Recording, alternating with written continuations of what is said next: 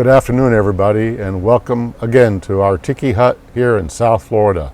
And it's again a breezy day. In today's video, we're going to be talking about election news as well as update on the Hungry Strike for America. And I'm going to be adding at the end of this video information with regard to my Hungry Strike for America and my comparison of the challenges I have with losing my 50 pounds with the challenges that the Republican Party has to maintain control and actually increase control of the House and also to increase the number of senators that we have. Oh, by the way, I don't say control of the Senate because, as we all have learned, unfortunately, you need 60 votes to control the Senate, which is still doable for us next year. So let's just get right into it. With regards to the Tuesday night election results, no news here, no stress for me.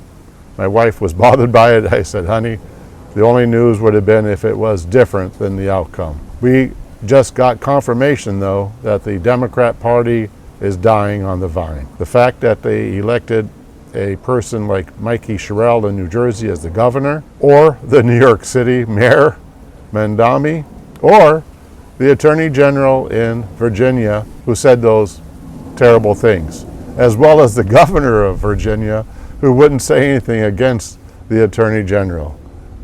So the reality is the Democrats have just showed us again how terrible they really are. I put the Democrats into three major groups. A very small group are the moderate Democrats. I still consider them patriots. They're still interested in honorable things. Senator Fetterman is one of those. Also, the congressman from Maine, Jared Golden, former Marine. This is his 8th year in Congress. Well, actually, when it ends in early 2027, he will complete 8 years in Congress. He has decided not to run for re-election. You probably heard he wrote a rationale about why he quit. Of course, said some negative things about the Republicans, but then he aimed his ire against the Democrat Party. For me, I wish he would have stayed in the Democrat Party. We need people like him in the House, no matter what party they're part of. But given the fact that he's not going to run for re-election, I really hope he's considering joining the Republican Party. Not only would that be great for the Republicans, I think that might be good for Maine. So back to the election on Tuesday night. But before we move on, I need to let you know the other two groups in the Democrat Party, from my opinion. Well, there was that first group, the moderate Democrats. Then there's the second group, way at the other end, the communists, like the New York City mayor-elect. And then the third group is the group right in the middle. And they're the group that consists of the woke people and the gimme people, you know, the people that depend on getting free money, free everything from our taxpayer dollars. They'll vote for anybody in the Democrat Party. That's it. So back to the election on Tuesday night. New York City, I have a lot of connections with New York City. A lot of history between my extended family and New York City. Having said that, I think the right thing to do is to do nothing. In other words, let New York City run itself and go right where we all think it's going to go, into the toilet. But you know what?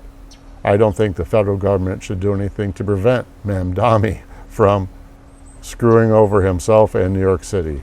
They need to really see what the problem with socialism is. I do feel sorry for everybody in New York State because they got to deal with New York City, but I don't think there's any other rational thing to do for Republicans than to just leave them alone. And remember the movie with Kurt Russell, his character's name was Snake, Escape from New York. That was a pretty good movie, actually. And that's one of the places that New York City could end up if they don't fix themselves. But I think there's basically very low probability of that. However, it's not that far from the truth. However, for me, the crime in New York City is what keeps me from going back. We would go to New York City at least every 2 years between Thanksgiving and Christmas, have a great time. But during COVID, we stopped doing that, obviously. And because of the crime in New York City, we have not gone back to New York City. And now it's just going to get worse.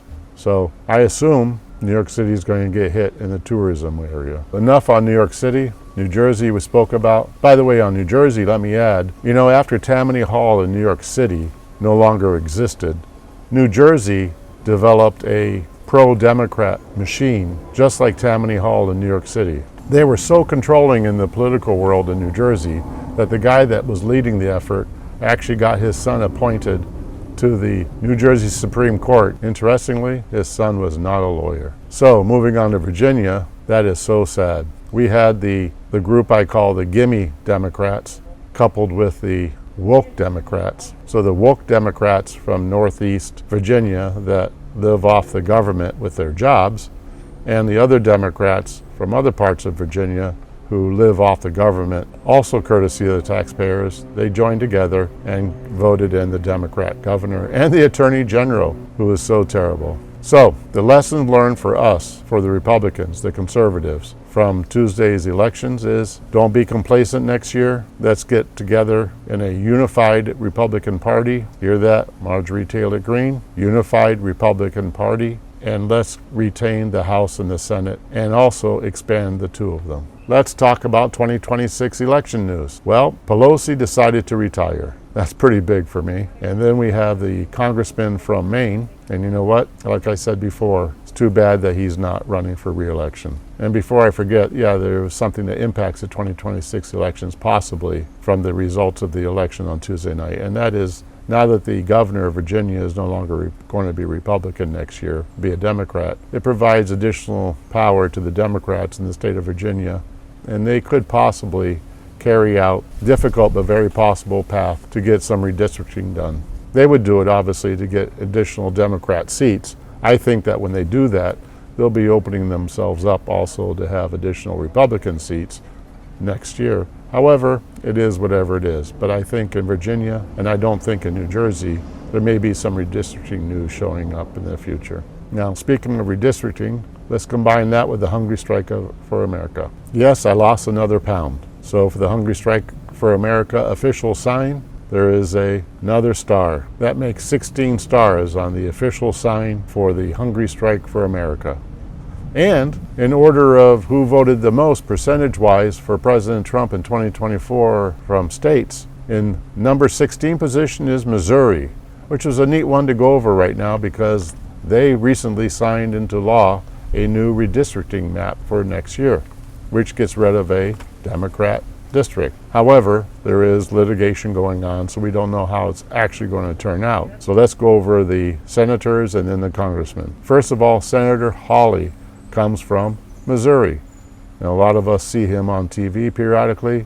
I think he's a pretty good senator. Having said that, he's not up for re-election next year. Then we also have Senator Schmidt, Eric Schmidt, who is also not up for re-election next year. In the House, there are currently 6 Republicans from Missouri and 2 Democrats. Reviewing the 6 Republicans, Congresswoman Ann Wagner, Congressman Bob Onder, Congressman Mark Alford, Congressman Sam Graves, Congressman Eric Burleson, and Congressman Jason Smith. All 6 of them are pretty strong Republicans.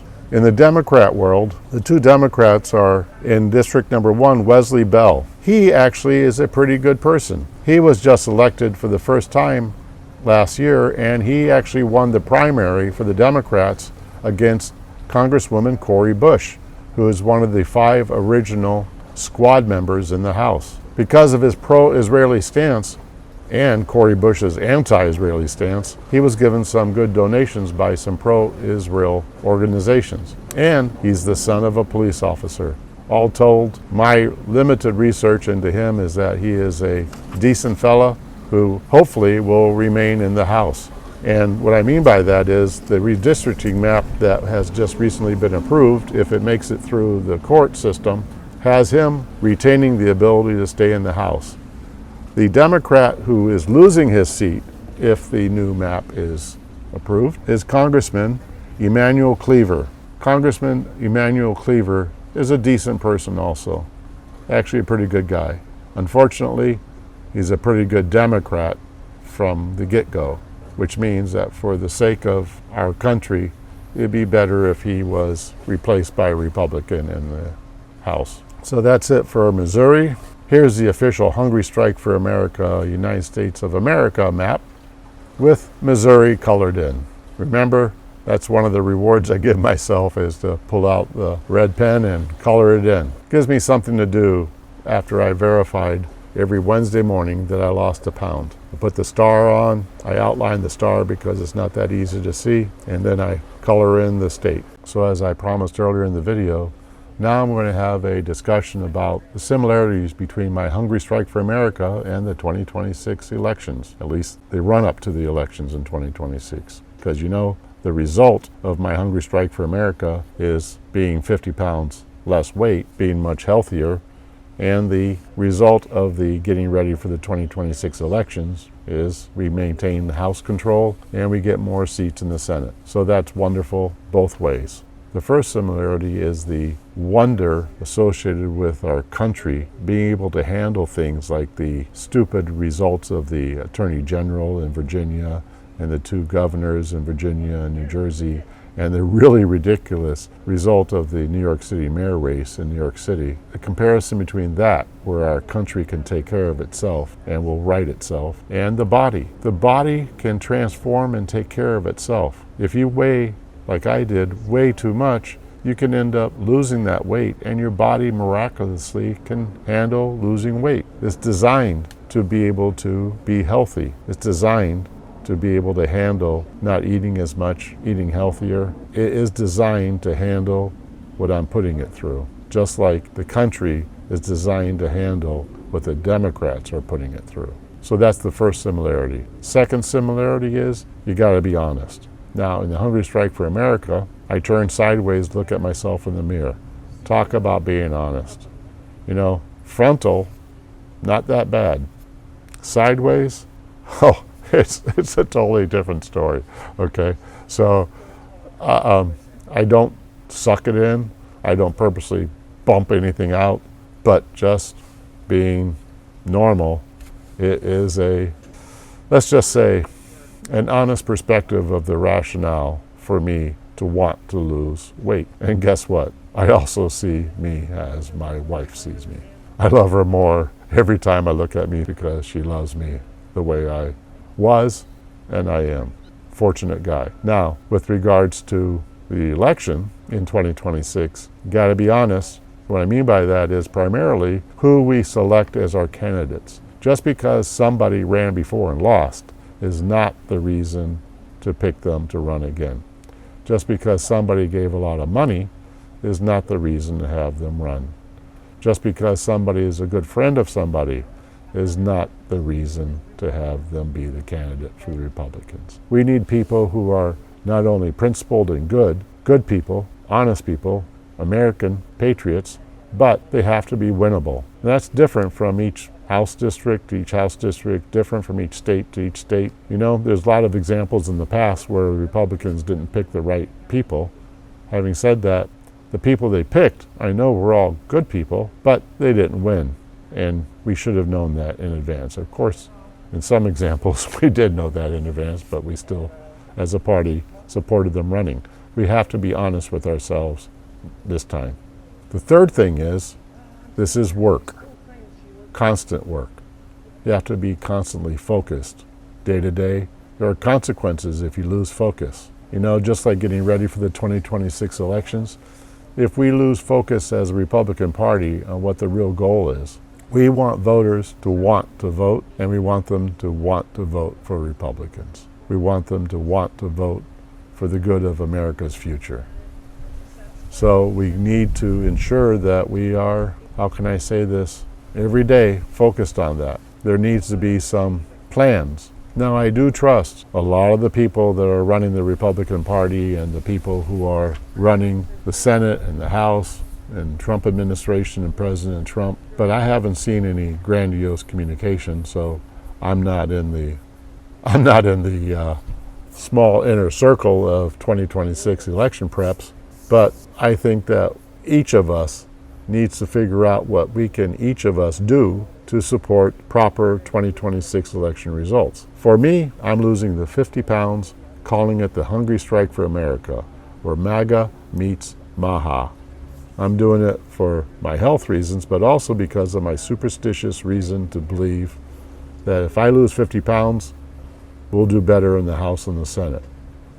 Now then, I have that belief. Nothing I can do will talk me out of it, so I need to lose my 50 pounds. I'm doing that. I'm making these videos. I'm doing that. And I will be doing some other things, such as donating some money. I don't need any money from you guys. God's been good to me. I'm never going to say things like, give me money so I can keep making videos. I'm going to keep making the videos no matter what.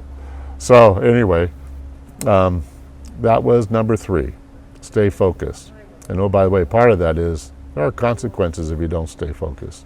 If you don't stay focused on losing weight, then you start eating desserts, then you start gaining pounds, then you don't have a House or Senate majority anymore. That's the way I look at it. Okay, and then the 4th way. The 4th one I consider to be like a philosophical, spiritual one, whatever, eye on the goal. You know, with my Navy background, I got one of my Navy shirts on, and before I forget, you know, Semper Fi, Marines, birthday, November 10th, and Veterans Day coming up November 11th. Big deal for the Marines, huge deal for our country.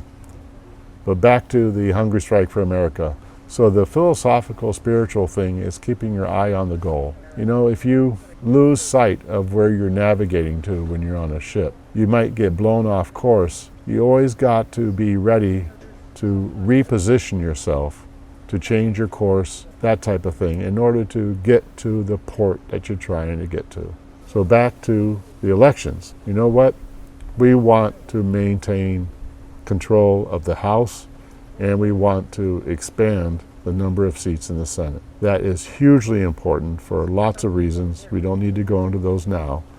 But to stay focused on that goal means that everything you do, every aspect of your life, everything that the Republican Party does, everything that our Republican leaders do, need to be done with the idea of preparing for the 2026 elections and ensuring that we win big in 2026. I do see President Trump doing that. President Trump plays like 3-dimensional chess, I think, as opposed to checkers. I just play 2-dimensional chess. I do see President Trump carrying out an action today, which if you think about it, has some positive impact in something a long time from now, sometimes today, tomorrow, and a long time from now, all at the same time. It's pretty good. Republican Party leaders need to do that now. And the things such as mail-in ballots, not good because they're not controlled properly. If you remember in 2020, the election up in Pennsylvania, they didn't check signatures of ballots, even though they were required to by their own rules and regulations, and they didn't do that. And yet, nothing was done because of that. We need to ensure that everybody's voting rules and regulations are enforced. We need to strengthen them up.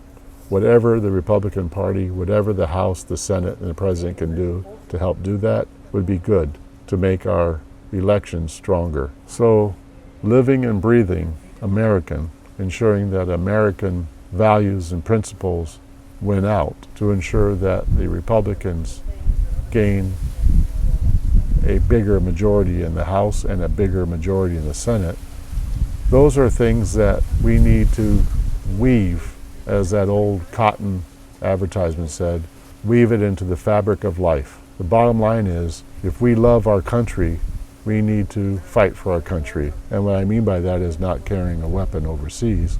I mean protecting our country by living and breathing American. I really honestly believe that part of our problem is we become complacent. Besides becoming complacent, we also just forget that we need to always be tending the garden.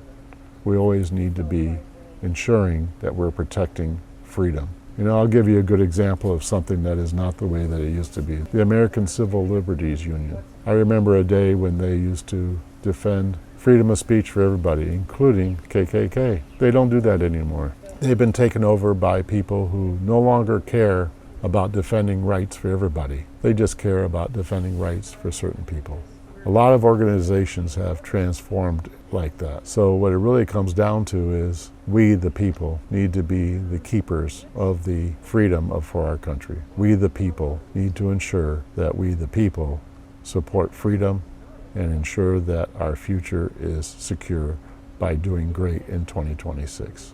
A lot of similarities between Hunger Strike for America and some common sense things that we need to do to win big next year.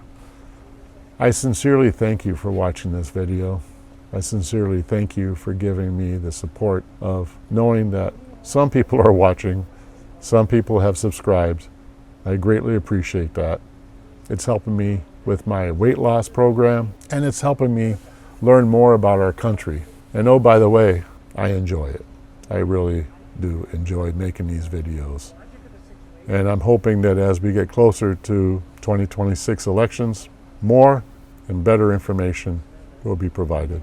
As of right now, just to recap about the Supreme Court hearings associated with redistricting for racial reasons, that won't be probably decided until early next year. Florida is going to be redistricting next year. Fulton County, Georgia is still a problem with its election board, but that won't be in front of the Supreme Court of Georgia until early next year.